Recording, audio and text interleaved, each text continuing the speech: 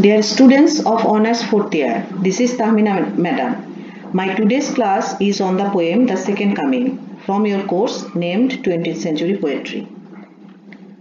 Now I would like to tell you about the poet. The Second Coming was written by the Irish poet W.B. Yeats.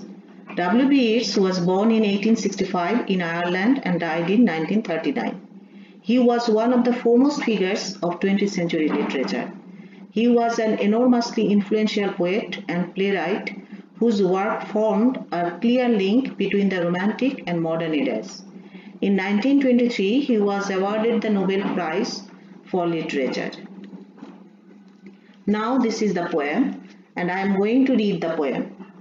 The Second Coming. Turning and turning in the widening gyre, the falcon cannot hear the falconer, things fall apart, the center cannot hold, mere anarchy is loosed upon the world.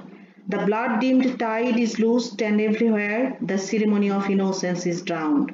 The best lack all conviction, while the worst are full of passionate intensity. Surely some revelation is at hand. Surely the second coming is at hand.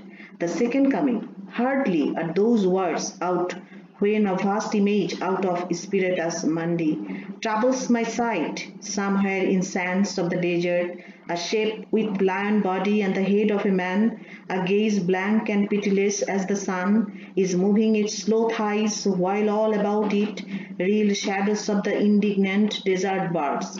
The darkness drops again, but now I know that 20 centuries of stony sleep were vexed to nightmare by a rocking cradle, and what rough beast, its hour come round at last, slouches towards Bethlehem to be born.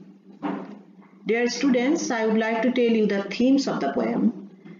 Violence, loss of morality and humanity, prophecy, and meaninglessness are the major themes of the poem. It emphasizes that the present world is falling apart and a new ominous reality is going to emerge.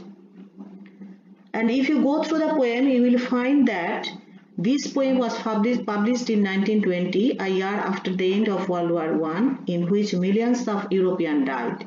It's thought that European society had broken down, and the poem is a terrifying prediction of human violence.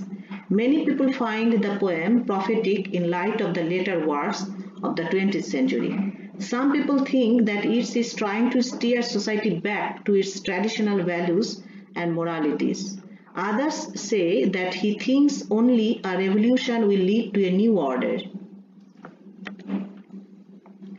And if I would like to analyze the poem, I will tell you that the poem begins with the image of falcon flying out of control from its human master.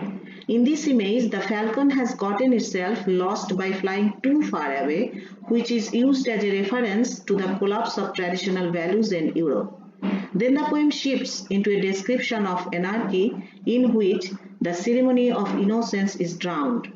The speaker imagines a sphinx in the desert rather than Christ coming to fulfill the prophecy from the biblical book of Revelation.